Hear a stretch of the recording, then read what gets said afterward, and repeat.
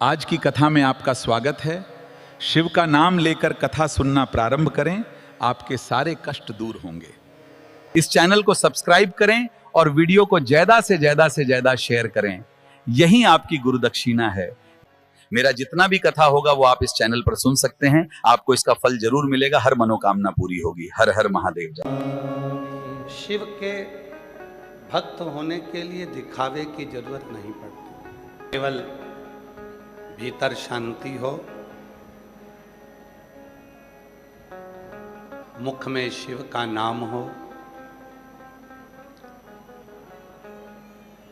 अपने भीतर उस परमात्मा के नाम जाप का स्मरण हो, और कुछ है। आपके गले में रुद्राक्ष पड़ा हुआ है,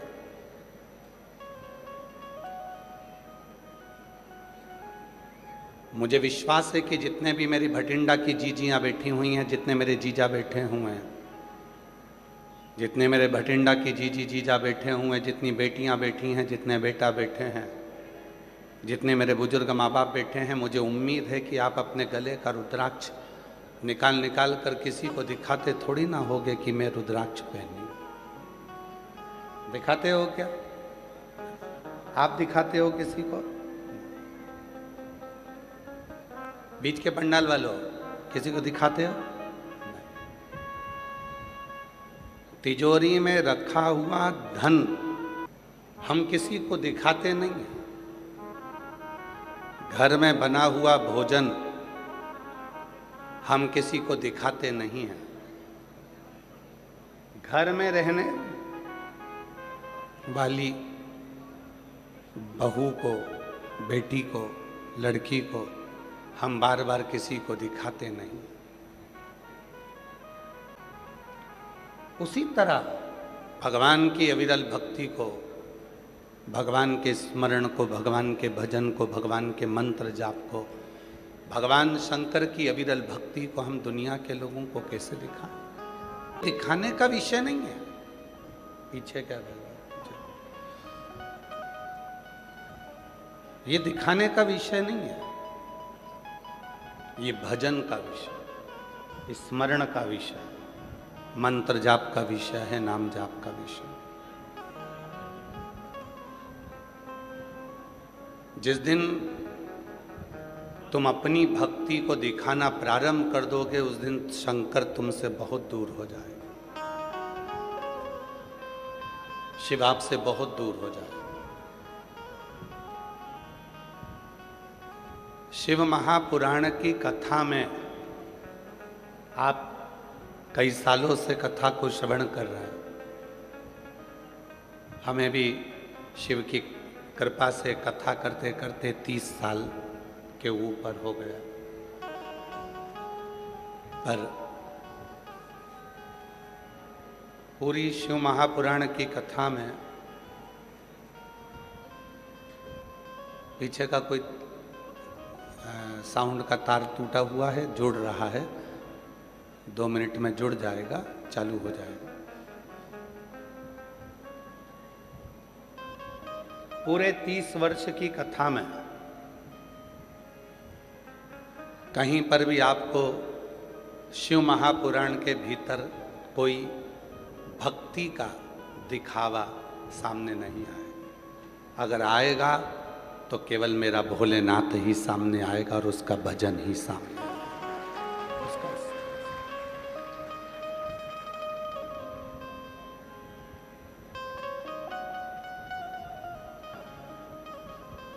भगवान ब्रह्मा जी के पास में असुरों की बात जाती है, भगवान विष्णु के पास में असुरों की बात जाती है, इंद्रदेव के पास में असुरों की बात जाती है, गरुण वरुण के पास में असुरों की बात जाती है, पर केवल एक देव अधिदेव महादेव ऐसे हैं जिनके कैलाश पर असुरों की बात नहीं जाती।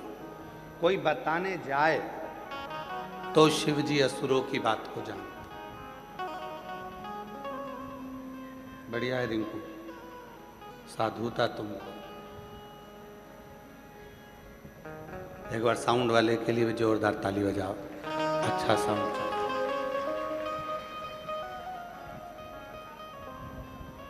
असुरों के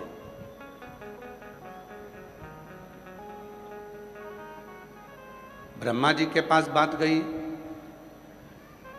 असुरों की, भगवान नारायण के पास बात गई असुरों की, पर शिव जी के पास असुरों की बात नहीं जाती। असुर ब्रह्मलोक पर आक्रमण करते हैं, असुर वैकुंठ लोक पर आक्रमण करते हैं, असुर इंद्र लोक पर आक्रमण करते हैं, पर असुर कैलाश पर आक्रमण नहीं करते।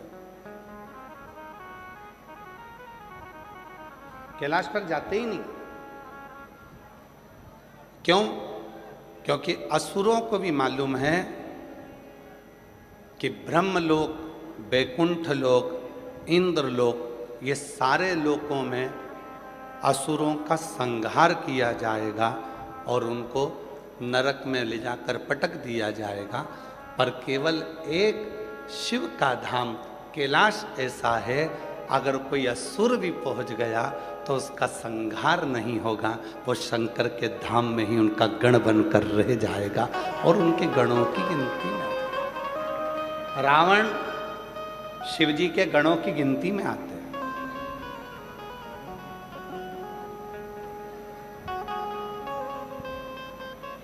एक एक असुर, गजासुर, वो भी शिव के गणों की गिनती में आ जाता है।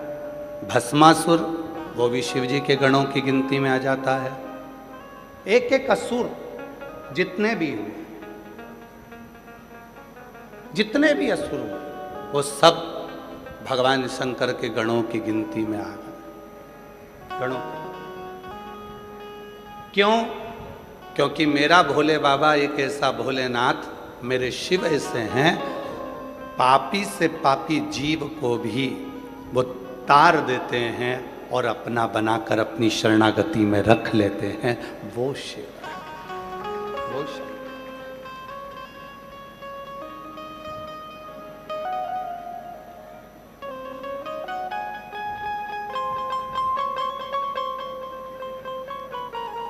वो शंकर हैं। ये इसीलिए कहते हैं किस्मत वालों को मिलता है बोले तेरा दरबार। किस्मत वालों को मिलता है बोले तेरा दरबार। सच्ची सरकार तुम्हारी सच्चा दरबार। किस्मत वालों को मिलता है बोल तेरा दरबार। किस्मत वालों को मिलता है बोल तेरा दरबार। ये आपकी किस्मत है, भाग्यशाली हो। और मैं सबसे ज्यादा भाग्यशाली तो भटिंडा वासियों को जानता हूं कि आपके बराबर कोई किस्मत वाला नहीं है। लोग एक कथा के लिए तरसते हैं, आपके यहाँ तीसरी बार कथा हो रही है।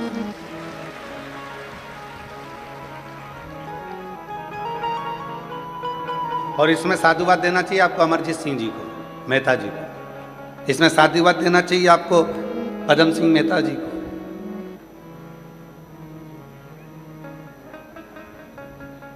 अमरजीत सिंह जी को, पदमजीत सिंह जी को और मेहता परिवार को साधुवाद देना चाहिए। वो बहुत मेहनत प्रयास कर कर एक दो वर्ष में कथा करवाई लेते हैं और तीसरी कथा भटिंडा पंजाब में हो रही है। ये शिव की उदाहरण। किस्मत वालों को मिलता है बोल तेरा दरबार। किस्मत वालों को मिलता है बोल तेरा दरबार। जो भी गया है शिव जी के दरबार, पाया उसने है शिव जी का प्यार। एक झलक जिसको भी मिल जाए, महक उठे मन बगिया खिल जाए। खाली झोली जो लाए, खाली झोली जो लाए, भरता है भंडार किस्मत वालों को। मिलता है भोले तेरा दरबार किस्मत वालों को। मिलता है भोले तेरा दरबार। ये किस्मत, ब्रह्मलोक में असुर जाएंगे, वैकुंठ लोक में असुर जाएंगे, इंद्रलोक में असुर जाएंगे, आक्रमण भी करेंगे, पर कैलाश धाम पर, शिव धाम पर कोई असुर नहीं जाएगा और ना आक्रमण करेगा। पूरी कथा उठाइए, स्कंद पुराण उठाकर देखिए, पद्म पुराण उठाकर देखिए, अग्नि पुराण उठाकर देखिए, शिव पुराण उठाकर देखिए, एक एक पुराण का अध्ययन कर कर देखिए। सारी पुराणों में मिलेगा कि वैकुंठ पर आक्रमण हुआ, इंद्रलोक पर आक्रमण हुआ, ब्रह्मलोक पर आक्रमण हुआ, पर कहीं पर आपको नहीं मिलेगा कि कैलाश लोक पर आक्रमण हुआ। क्यों? क्योंकि जो कैलाश पर आक्रमण करने के लिए जाता है वो शिव जी के साथ युद्ध नहीं लड़ता, बल्कि शिव का ही हो जाता है, शंकर का ही हो जाता है, तो युद्ध ही नहीं लड़ता। वहां युद्ध का काम क्या है?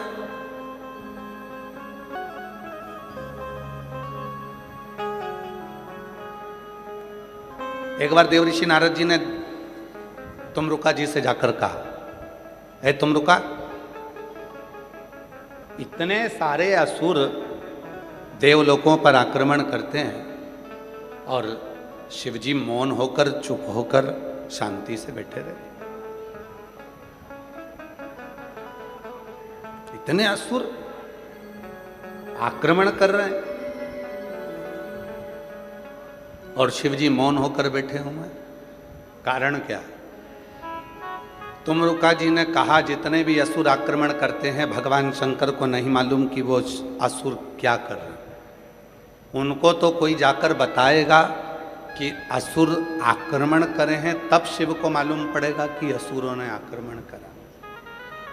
घर में, परिवार में जो घर के अंदर बहुत भोला सा व्यक्ति होता है, बहुत सरल सा व्यक्ति होता है, पूरा शिव की तरह कोई व्यक्ति प्रत्येक घर के अंदर, प्रत्येक घर में शिव जैसा एक ना एक व्यक्ति जरूर होता है जो फालतू के लफड़े में पड़ता ही नहीं है। उसको मालूम ही नहीं है क्या हो रहा है क्या नहीं हो रहा है। उसको तो अपने दुकान जाना है, ऑफिस जाना है, काम करना है, व्यापार करना है, व्यवसाय करना है और अपने कर्म में लगे रहना है। बाकी के उसे कोई मतलब नहीं कि क्या हो रहा है। आग लगे बस्ती में, आवाज तो बोलो, अपन रहो मस्ती, क्या किसको रोइए, चादर तान के, उसे मतलब ही नहीं। और ऐसा नहीं कि केवल कैलाश पर शिव है। आप अपने घर में भी देखो, अपने घर में अगर 10 सदस्य हैं, 5 सदस्य हैं, 8 सदस्य हैं, 4 सदस्य हैं, 6 सदस्य हैं, उन 6 सदस्य में, उन 4 सदस्य में, उन 8 सदस्य में एक ना एक शंकर जरूर होगा। एकदम भोला, कोई मतलब नहीं, आएगा, खाएगा, जाएगा, सोएगा, अपना काम करेगा और अपनी मस्ती में रहेगा। और दिन भर मम्मी कहती रहेगी, अरे ऐसा हो गया, पापा कहेंगे वैसा हो गया, बहन ने कहा ऐसा हो गया। वो कहे क्या टेंशन लेती ना तू, क्या चिंता बोला। उसे मालूम है मैं बोल भी दूंगा तो कोई फर्क नहीं पड़ना, अगर मैं कुछ कह भी दूंगा तो कोई फर्क नहीं पड़ना, अगर मैं गुस्सा कर भी लूंगा तो कोई फर्क नहीं पड़ना है। तो उसको मालूम है मम्मी ने तो पहले से बोल के रखा होगा कुछ ना कुछ, पापा जी ने भी कुछ ना कुछ बोला होगा, बहन ने भी कुछ ना कुछ बोला होगा, भाई ने भी कुछ ना कुछ बोला होगा। तो जो घर का शंकर होता है, घर का जो शिव होता है, वो बोलता ही नहीं है। उसको तो एक ही मतलब है, ला रोटी ला, क्या बनाया, लाओ जल्दी से, भोजन करा, चाय बना ला, जा चाय बनाई, भोजन करा। और पत्नी बोल भी रही है, तुम कुछ जवाब दोगे? पति कहता रोटी अच्छी बनी है। तुम कुछ बोलोगे? बहुत बढ़िया, जोरदार। वो कुछ नहीं। शिव है, शंकर, उसे कोई मतलब, वो तो अपनी भक्ति में, अपने भजन में, अपने स्मरण में डूबा हुआ। देव ऋषि नारद ने कहा क्या शिवजी को असुरों के बारे में मालूम नहीं? भगवान तुमरुका जी ने कहा। तुमरुका जी कहते हैं, नारद, शिव जी इन सब असुरों को कभी भी स्मरण नहीं करते। शिवजी मौन रहकर शांति पूर्वक बैठकर अपने तप साधना में लगे रहते हैं। अगर कोई जाकर बताए कि असुर ऐसे हैं, तो शिव स्वीकार करते हैं कि ये असुर ऐसा।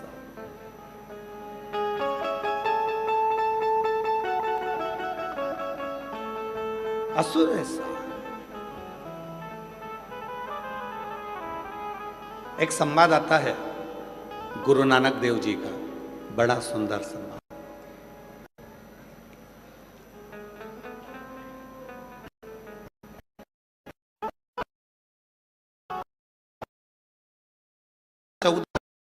है गुरु नानक देव जी की।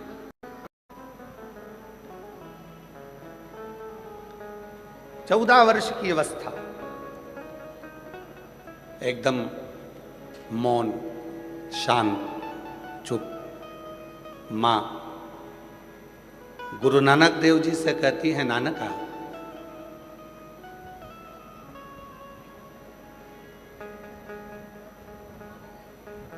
मैंने तुझको 13 किलो अनाज लाने के लिए भेजा था, चावल लाने के लिए भेजा था, तू लेकर आया क्या? गुरु नानक देव जी की 14 वर्ष की अवस्था है और नानक जी आकर चुप खड़े हो गए। मां ने पूछा, नानका हुआ क्या तुझे? तुम मौन क्यों है? गुरु नानक देव जी ने कहा, मां, मैं गया था दुकान पर सामान लेने के लिए, पर वहां जैसे ही मैंने कहा कि मुझे 13 किलो चावल दे दो, वो 13 शब्द जो निकला, मां, उसके बाद समझ में आ गया ये संसार सागर में कुछ भी मेरा नहीं है, सब तेरा है, उस रब का है। मेरा तो कुछ भी संसार सागर, मेरा कुछ भी नहीं। इस संसार सागर में मेरा कुछ नहीं, सब तेरा। वैभव है तेरा है, धन है तेरा है, सब तेरा।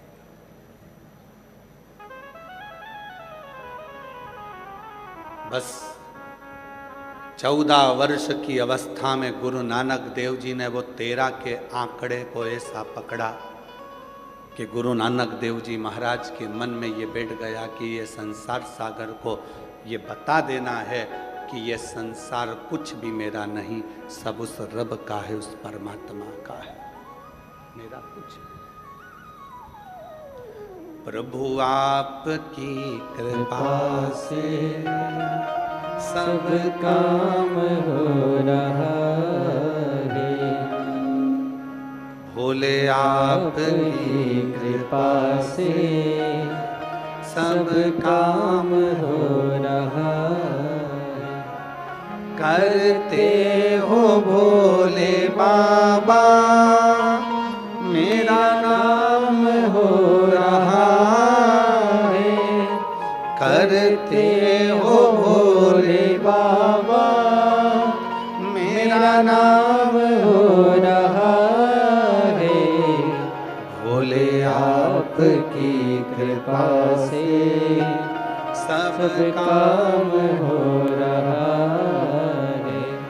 शिव आपकी कृपा से सब सब काम हो रहा है। गुरु नानक देव जी ने वो 13 के आंकड़े को जो पकड़ा, उस दिन से आज तक केवल नानक का नहीं, गुरु नानक हो गए। समझ गए।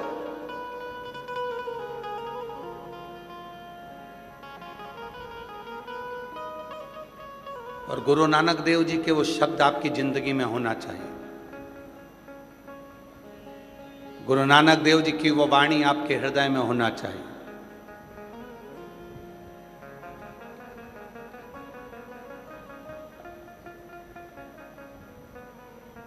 कोई पूछ रहा है कि बेटा किसका है, आपने कहा ये मेरा बेटा है, मेरा पुत्र, मेरा बेटा। नहीं नहीं, ये तो उस रब का, शिव का, वाहे गुरु जी का, ये उसका बेटा, मेरा ना, शिव का है। बेटी आपकी, मेरी कहां? ये बेटी तो उस रब की है, शिव की है, वाहे गुरु जी का, मेरी।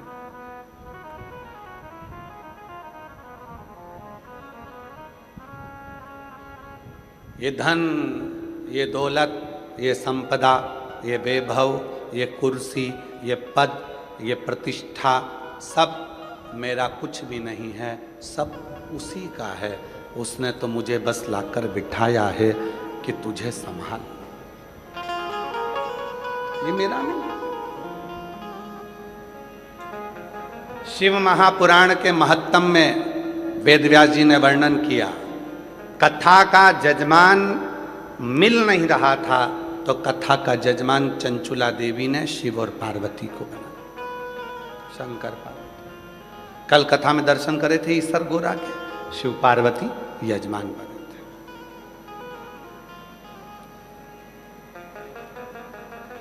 कथा बांचने वाला कोई नहीं मिल रहा था। चंचुला देवी देवऋषि नारद जी के पास जाकर बोलती हैं कि आप कथा कर दो। देवऋषि नारद जी ने कहा मैं कथा नहीं कर सकता क्योंकि मुझे श्राप लगा है, मैं एक जगह पर बैठ नहीं सकता, इसलिए मैं कथा नहीं बांच सकता। हाँ, कथा सुनने के लिए आऊँगा। तो कहा कथा भी नहीं सुन पाओगे, बार बार जाना आना लगा रहेगा क्योंकि तुमको श्राप लगा है कि तुम एक जगह बैठ नहीं सकते।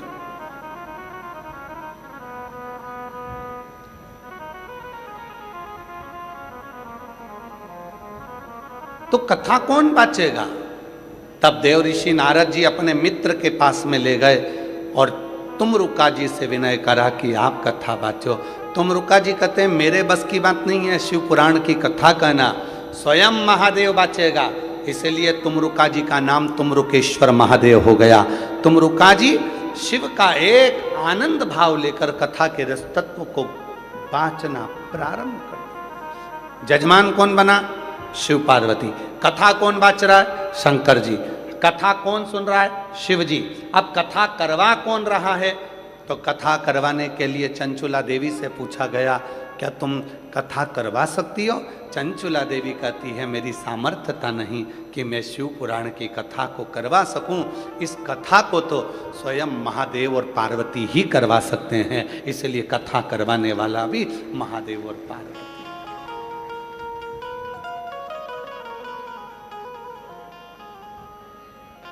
हम जब परसों आए शाम को अमरजीत सिंह मेहता जी के घर पर जब पहुंचे,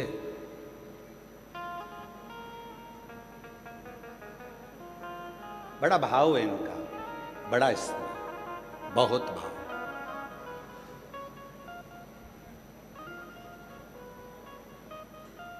आज हम कहने में पीछे नहीं हटेंगे। अमरजीत जी आपको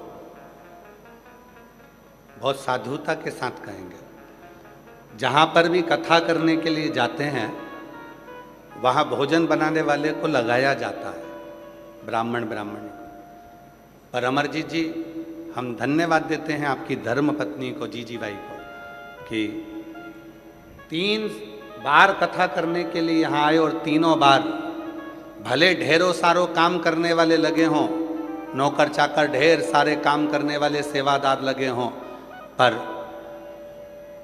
भले सबका भोजन कोई भी बनाए, पर हमारी जीजी बाई अमर सिंह जी मेहता जी की धर्म पत्नी हम ये तीसरे वर्ष में देख रहे हैं, 7 दिन जब तक हम इनके यहाँ रहते हैं तब तक हमारे भोजन बनाना भी स्वयं, हमारे बर्तन को साफ भी स्वयं, और भोजन सब्जी काटना, संभालना, बनाना, सब सामग्री एक जैसे माँ अपने बेटे को भोजन कराती है, ऐसे अन्नपूर्णा की तरह हमारी जीजी बाई हमको प्रसाद करती। मैं साधुता दूंगा इसमें।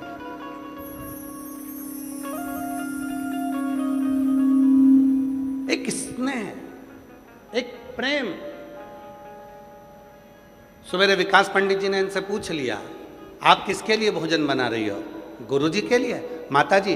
तो माताजी कहती है नहीं नहीं नहीं, जो गुरुजी के ऊपर ठाकुर जी बैठे हैं, शंकर जी बैठे हैं, शालिग्राम जी बैठे हैं, हम तो उन भगवान के लिए भोजन तैयार करते हैं, और वो भोजन जब भगवान पा लेते हैं तो उस भोजन में ऐसा स्वाद आ जाता है, स्वयं प्रसाद बन जाता है। ये उनके हृदय का भाव। आज हमें विकास जी बता रहे थे तो हमने कहा कि ये भीतर जो शिव बैठा, भीतर जो शंकर बैठा, ये उसकी प्रसन्नता,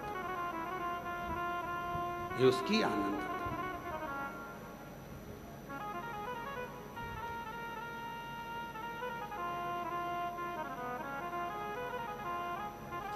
दिखावा नहीं है, ये प्रेम है।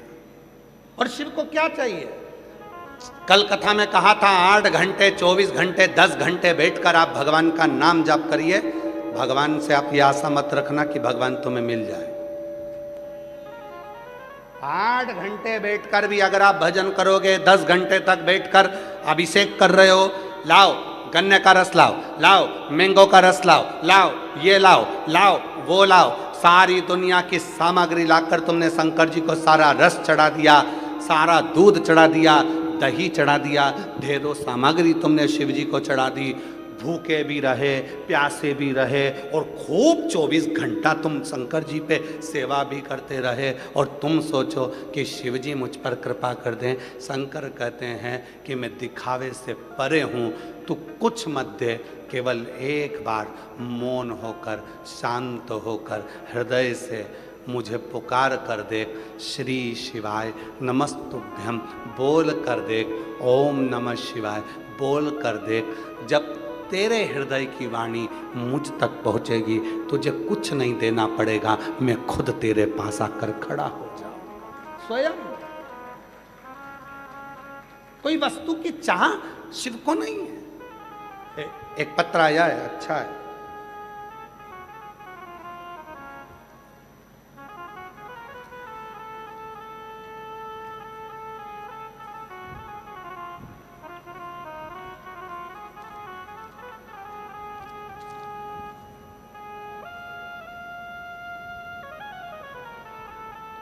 मेरा नाम पूजा कंबोज, पति का नाम राहुल कंबोज, मेरा फ़ोन नंबर ये है। कहीं बैठी हो पूजा कंबोज, पति का नाम राहुल कंबोज, मेरा फ़ोन नंबर ये है। कहीं बैठी हो तो हाथ हिला सकती हैं। पूजा कंबोज, पति का नाम राहुल कंबोज। गुरुदेव, हम परहेड इंद्री करनाल से आए हैं। कहीं बैठी हो तो हाथ हिला सकती हैं। कहीं बैठी हो तो हाथ हिलाएं। आप ही हैं, आ जाओ, आ जाइए। एक लोटे जल और पशुपतिनाथ व्रत का क्या वर्णन करूं गुरुदेव। मुझे 12 साल से सोरायसिस त्वचा रोग की बीमारी थी। 12 साल से मेरे को सोरायसिस की बीमारी है। 12 साल हो गए दवाई खाते खाते, लेकिन ये बीमारी ठीक ही नहीं होती। डॉक्टरों ने बोल दिया कि ये ठीक नहीं होगी, चाहे कितनी भी दवा करा लो, चाहे कितनी भी दवाई खा लो, सोरायसिस कभी ठीक नहीं होता। डॉक्टरों ने भी कह दिया ये बीमारी कभी ठीक नहीं होगी। गुरुदेव, आपकी कथा में सुनना प्रारंभ करी।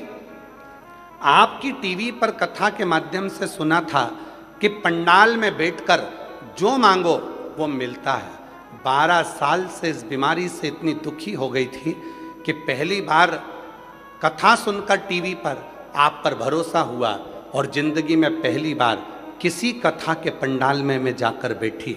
घरौंडा करनाल में 17 मई को मैं कथा सुनने के लिए पहुंच गई। आज से 1 महीने पहले मैं घरौंडा करनाल की कथा में 17 मई को घरौंडा करनाल में कथा सुनने के लिए आई। 17 मई को घरौंडा करनाल में कथा सुनने के लिए आई और गुरुदेव अभी 1 महीना ही हुआ है मैंने वहाँ जाकर बाबा को प्रणाम करा। करनाल में कोई कुछ बोलता रहा, कोई कुछ बोलता रहा, पर मेरा मन तो भगवान शिव में लगा रहा। गुरुजी आप ही की कथा में सुना था कि चित्त कथा में लगाना, दुनिया तो कुछ भी बोलती रहेगी, उनके विचारों को मत सुनना, बस मन बाबा में लगाना। मैं भी 12 साल से चर्म रोग था, सोरायसिस की बीमारी थी, पहुंच गई 17 मई को घरौंडा, वहीं पर बैठकर कथा सुनी। पंडाल में जगह नहीं थी, मंडी में बैठ गई। कथा सुनने के बाद में जब सब चले गए तब मैं अंदर गई पंडाल में। वहाँ की मिट्टी को मैंने अपने पूरे शरीर पर लगा लिया, थोड़ी सी मिट्टी बांध कर ले आई और फिर मैं सीधे कुबरेश्वर धाम चली गई। वहाँ से रुद्राक्ष लेकर आई, उस रुद्राक्ष को पानी में गलाती, उस पानी को पीना चालू करा और बाबा की ऐसी कृपा हुई गुरुदेव, जो 12 साल में नहीं हुआ वो 1 महीने में आज मैं पूरी ठीक होकर पंडाल में भटिंडा के कथा सुनने के लिए आई। जो 12 साल में नहीं हुआ वो 1 महीने में मैं ठीक होकर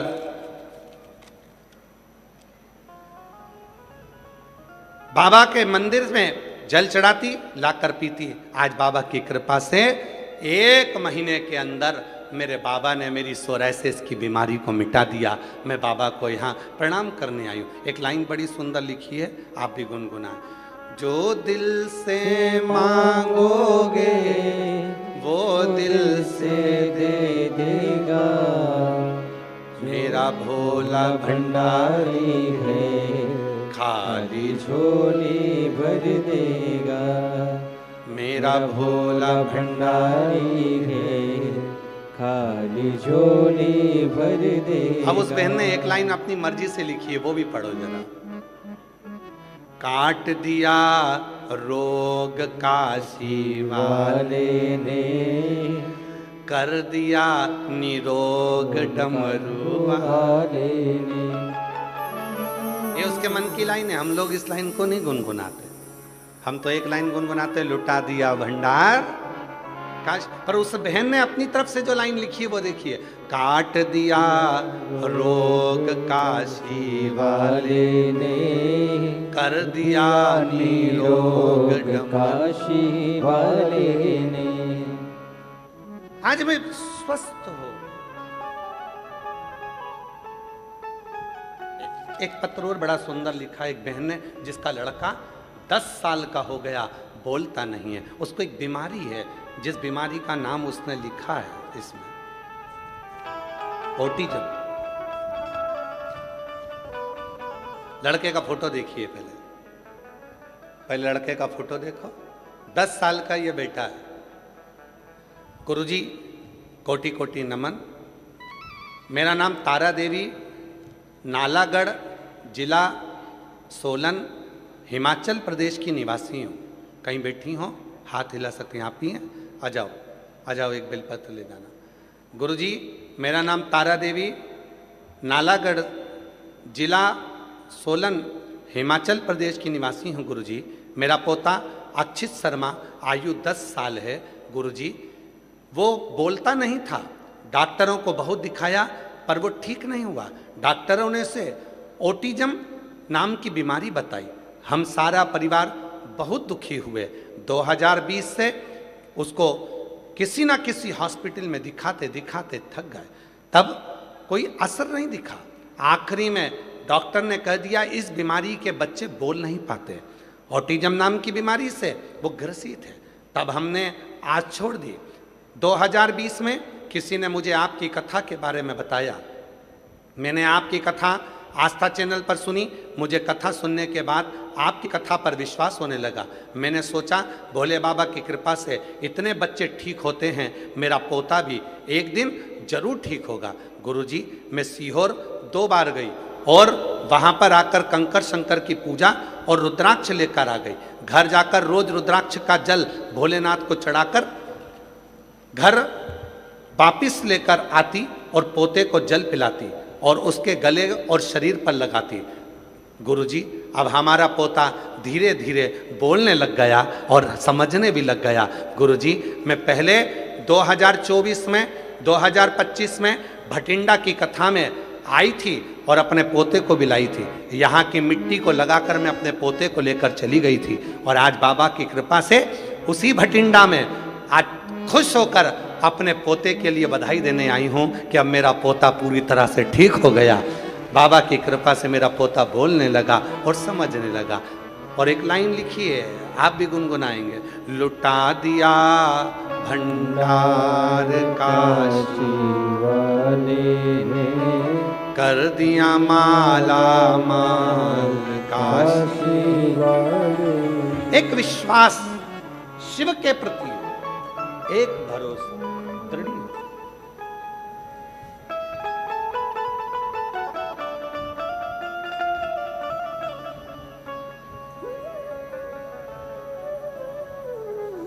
हमारे यहाँ 2 डॉक्टर हैं, एक डॉक्टर ही डॉक्टर है और एक शिव भी डॉक्टर है। हमारे यहाँ डॉक्टर को शिव कहते हैं, इसीलिए शिव महापुराण की कथा कहती है आपके शरीर में रोग आया, बीमारी आई, तकलीफ आई, कष्ट आया, सबसे पहले अपने पास के हॉस्पिटल में जाइए, अपने नगर के हॉस्पिटल में जाइए, डॉक्टर को दिखाओ, चेकअप कराओ। डॉक्टर बोले ये जांच कराओ, डॉक्टर बोले ये टेबलेट खाओ, वो टेबलेट खाओ, और साथ में शिव जी पर भरोसा करना प्रारंभ कर दो। फिर मेरा देव अधिदेव महादेव आप पर करुणा करना प्रारंभ कर देगा, सुख देना प्रारंभ कर देगा।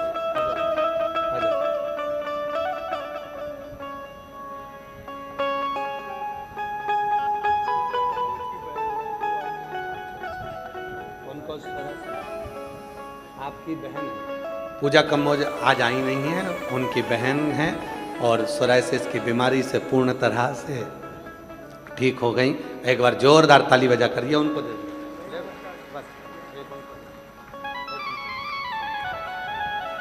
जो जैसी भावना लाया, वो वैसा ही फल पाया। नहीं खाली उसे लौटाया, वो मन ही मन हर्षाया। और कर दिया माला माल काशी बोलो बोलो बोलो। ने लुटा दिया भंडार काशी वाले ने। लुटा दिया भंडार काशी वाले ने। लुटा दिया भंडार काशी वाले ने। कर दिया माला माल काशी वाले ने। लुटा दिया भंडार काशी वाले ने। लुटा दिया भंडार काशी वाले ने। कर दिया माला माल। रोते नहीं अच्छे खुश हो, अपना आंसू पोछो। अब तो ठीक हो गए, अब काय के लिए रोना, अब तो बाबा के कृपा है। आंसू पोछो, पहले आंसू पोछो। अच्छे खुश होकर जा, अब तो बोलने लगा शिव कृपा से। आप ही का पोता 10 साल का बोलता नहीं था, ऑटिज्म बीमारी थी, आज बाबा की कृपा से ठीक हुआ है। एक बार जोरदार ताली बजाकर साधुवाद एक उसको रोते नहीं आप, पहले आंसू पोछो। बाबा के यहाँ से खुश होकर जाओ, एकदम मस्त।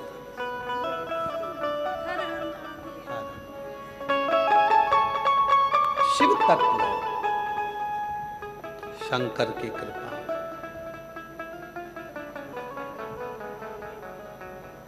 बीमारी आई है, तकलीफ आई है, अपने पास के हॉस्पिटल में जाओ, डॉक्टर को दिखाओ, डॉक्टर को शिव मानो। शिव वो जैसा बोले वैसा करो। फिर साथ में अगर भगवान कृपा कर दे और सीहोर का रुद्राक्ष कुबरेश्वर धाम का वहां से अगर लेकर आए हो तो उसको तांबे के कलश में गलाओ, शिव जी को श्री शिवाय नमस्तु